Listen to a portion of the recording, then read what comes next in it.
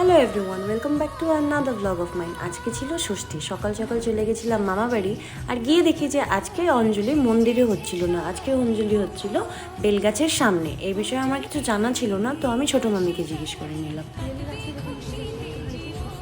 ষষ্ঠীর দিন এখানে অঞ্জলি হয়?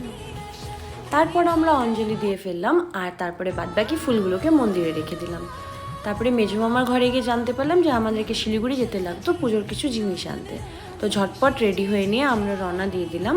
আমি ভাই প্রভাত মিলে পৌঁছে গেলাম সবার আগে ফুলের দোকানে। ওখানে আমাদের নেওয়ার ছিল গাঁদা ফুলের মালা, 108টার মতন পদ্ম ফুল, আর কিছু গজরা, কিছু রজনীগন্ধার চেন। তো এগুলো সব নিয়ে আমরা ওখান থেকে বেরিয়ে পড়ি মার্কেটের জন্য।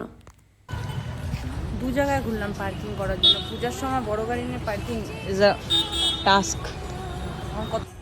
তো আমার এখানে কিছু কাজ ছিল, সেটা সেরে নিয়ে চলে গেলাম মিষ্টির দোকানে। মিষ্টির দোকান থেকে যেগুলো লাগতো, খোয়া, মোদক, সব কিছু নিয়ে আমরা তারপরে বাড়ির উদ্দেশ্যে রওনা দিই। শুধু তো ভাবছিলাম যে ফুলের দোকান যাবো আর মিষ্টির দোকান যাবো, কিন্তু এত কিছু যে বাদ বাকি করবো জানতাম না, যেটার কারণে আমি হিল পরে আসছিলাম। তো আমার পা একদম শেষ।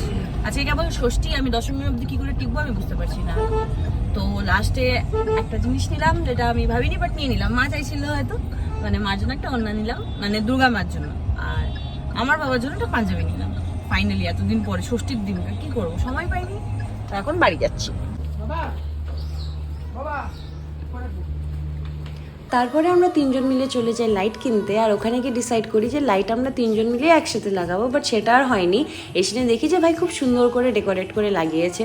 আর সন্ধ্যাবেলা যখন মামা বাড়ি যাই, মন্দিরের সামনে গিয়ে দেখি যে আমি যে ওড়নাটা মাকে অর্পিত করেছিলাম সেটা মামা খুব সুন্দর করে পরিয়েছে, আর মাকে দেখতে মিষ্টি লাগছে। আমি তো খুব ব্লেসড ফিল করছিলাম। এই ভ্লগে এতখানি, দেখা হচ্ছে পরের ভ্লগে। বাই।